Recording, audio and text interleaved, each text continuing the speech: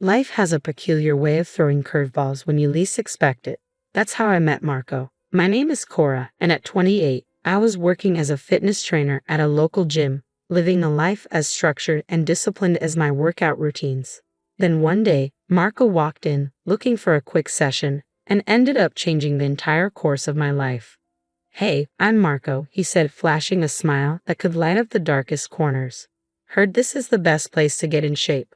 Mind showing me the ropes?" I raised an eyebrow, sizing him up. He didn't exactly fit the mold of the usual gym goer, more like someone who spent his days charming his way through life. "Sure, Marco. Follow my lead, and you'll be in shape in no time.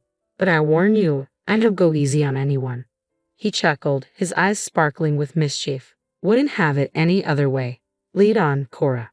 Training Marco was like trying to tame a wild stallion. He had energy for days and a stubborn streak to match. But beneath the jokes and playful banter, there was a genuine connection neither of us could deny.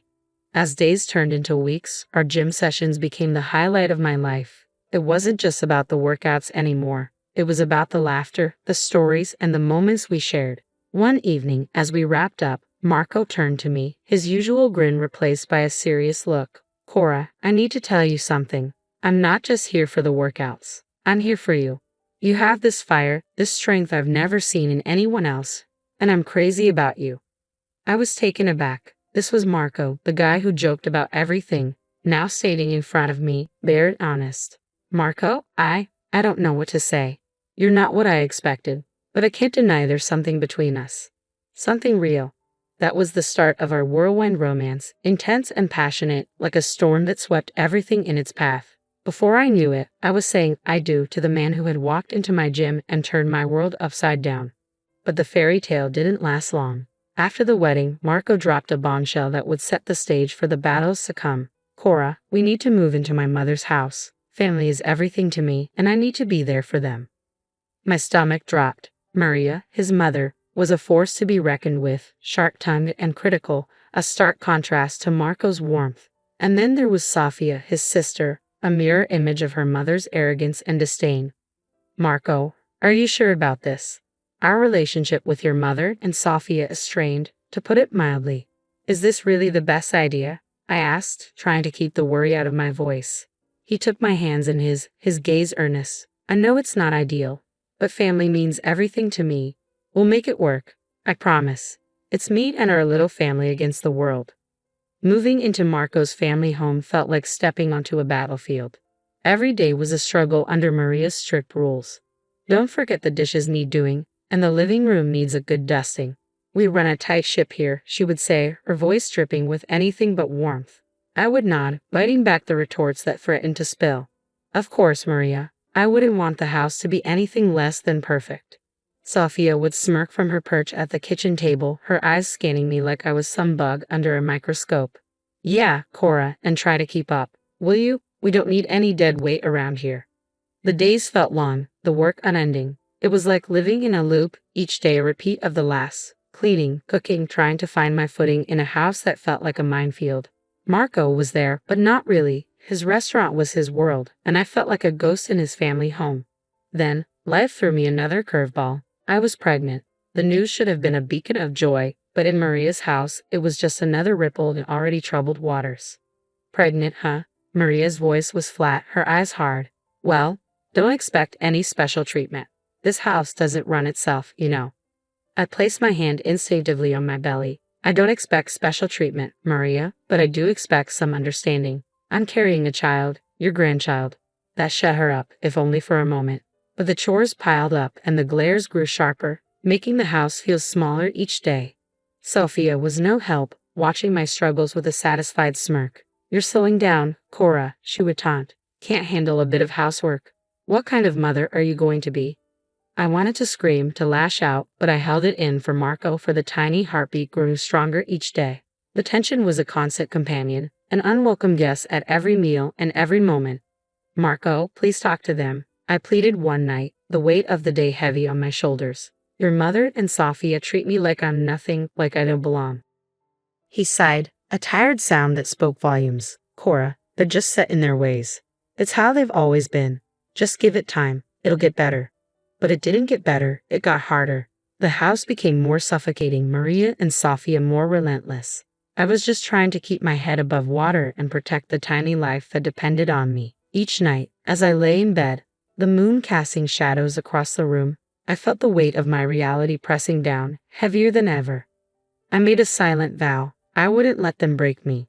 Their disdain and sharp words wouldn't define me. I was stronger than they realized, and one day they'd see, this house, this battlefield, would be mine to conquer. Becoming a mother was supposed to be the most beautiful chapter of my life, but in Maria's house, it felt more like a trial by fire. Luca was my little bundle of joy, my ray of sunshine amid the storm. Yet every coo and every cry was met with relentless pressure and criticism from Maria and Sofia. Really, Cora, can't you keep that child quiet? Maria snapped, her tone sharp as knives, every time Luca whimpered. I held him closer, whispering words of comfort, trying to shield him from his grandmother's harshness.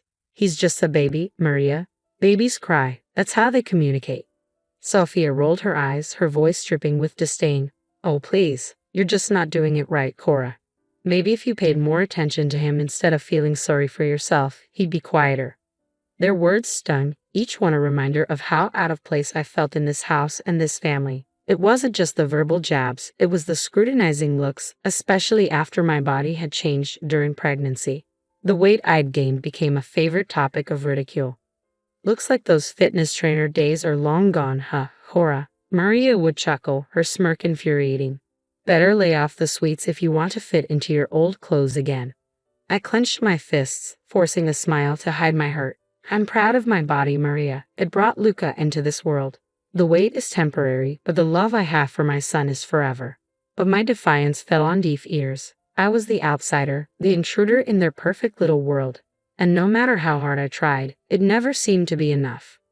Enough was enough.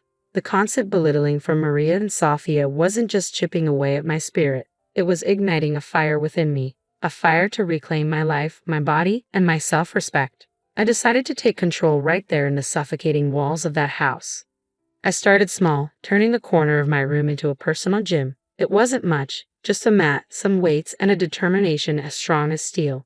This is it, Luca, I whispered, cradling him in one arm while setting up my phone to record. Mommy's turning it all around, starting now. The first few days were tough. The exercises left me breathless, my muscles screaming in protest. But each drop of sweat and every itching limb felt like a triumph. You think you can just bounce back, Cora? Maria sneered one day, watching me pant through my routine. It's not that easy, you know. Takes more than a few stretches to fix what's broken. I wiped my brow, fixing her with a steely gaze. Watch me, Maria. I'm not just fixing what's broken. I'm building something stronger. I don't need your approval or your snide comments. That's when I decided to go public with my journey. I started a YouTube channel and an Instagram page sharing every struggle and every victory. It was raw and real, and to my surprise, it resonated with so many out there. Look at this, Luca, I'd say, showing him the screen filled with comments and likes. We're not alone. There are so many rooting for us. Then came the offers from advertisers, turning my little corner of the internet into a thriving source of income. I was stunned and overwhelmed. But above all, I felt empowered. Can you believe this, Luca? I whispered, tucking him into bed. We're doing it. We're really doing it. But with every success, the tension in the house grew thicker. Maria and Sofia couldn't stand it, the way I turned their ridicule into armor, their disdain into a driving force. What's this now, Cora? Playing the star while the rest of us do the real work? Sofia spat one day, her eyes filled with venom. I stood my ground, Luca on my hip, my heart stronger than ever. It's called turning the tide, Sofia. It's called taking back control. And if that bothers you, well, that's your problem, not mine. What once felt like a prison was now just a backdrop. My world was larger, brighter, filled with the love of my son and the support of a community that saw me for who I truly was. The success of my online channels was a sweet victory, but it brought a new kind of challenge. Marco was stunned by the numbers, the comments, the sheer scale of it all. But his pride was bruised. He didn't want the world, especially his family, to see the shift in our roles. Cora, this is incredible, he said one evening, his eyes pleading. But you know how my mother and Sofia are. Please, let's keep this between us. I don't want them thinking I'm not the provider. I sighed, the weight of his request heavy on my shoulders. Marco, I'm proud of what I've achieved. It's not just about the money, it's about respect, about independence. He nodded, reaching for my hand. I know, and I respect that. But in this house, it's complicated. Let's just keep it our little secret for now. Reluctantly, I agreed and began transferring $4,000 a month to Marco's account. The irony of the situation wasn't lost on me. Maria and Sofia continued their tirade, oblivious to the truth. They saw me as a leech, living off their precious son and brother. You're just a freeloader, Cora, always taking and never contributing, Maria snarled, her words as sharp as ever. I held back my retort, using my silent shield against her barbs. I contribute in my own way, Maria, not that you'd ever acknowledge it. Sofia was no better. What do you even do all day, Cora? Lounge around while we do all the real work. Their ignorance was a bitter pill to swallow, but I swallowed it anyway. My focus was on Luca, my channels, my newfound strength. I'd walk with my son in the park, my camera constant companion, capturing moments, workouts, and the real me that they refused to see. Cora, you're wasting your time with those videos, Maria scoffed, watching me edit my latest post. But the numbers told a different story. The subscribers, the views, the comments. They were real, tangible, and they were mine. Maybe to you, Maria, but to me and to thousands out there, it's anything but a waste, I replied, my confidence unwavering. Marco's restaurant troubles added another layer to her already complicated life. One day, he approached me, his pride barely holding back his desperation. Cora, the restaurant is struggling. I need help. Could you? Would you lend me some money just to tide things over? His vulnerability was a rare sight, tugging at my heartstrings. Of course, Marco, I'll help. But this isn't just a loan. It's an investment in us, in our family. His relief was palpable, but it was tinged with the unspoken truth. I was the lifeline, the silent savior of the family facade. As I transferred $10,000, I watched the gratitude and guilt flicker in his eyes. I sensed the balance had shifted. Time in that house felt like a ticking bomb, with each day bringing us closer to an explosion.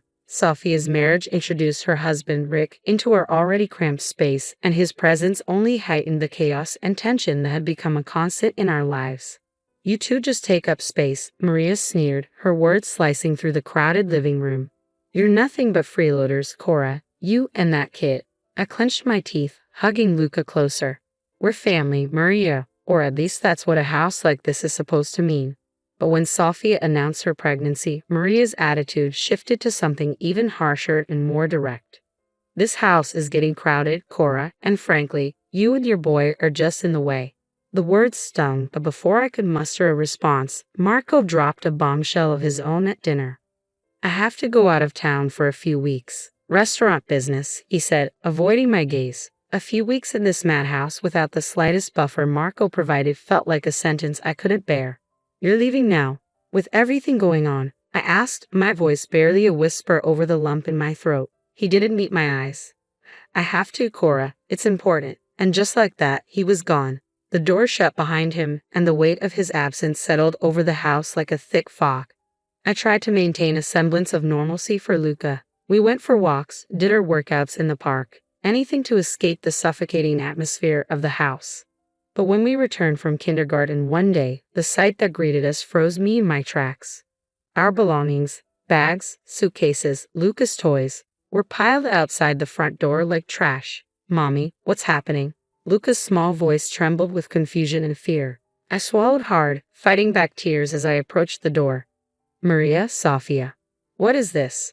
Why are things outside? I demanded, my voice shaking with anger and disbelief. The response came cold and merciless from the other side of the door. You heard me, Cora. The house is too crowded, and you two are just taking up space. It's time for you to leave and find somewhere else to call home. Maria's voice was like a knife, and Sofia's echoing laughter twisted it deeper. I stood there, my whole world collapsing around me. What should I tell Marco? What would I say to my son when he asked where his father, his home had gone? Their laughter was the only answer, a cruel reminder that we were expendable.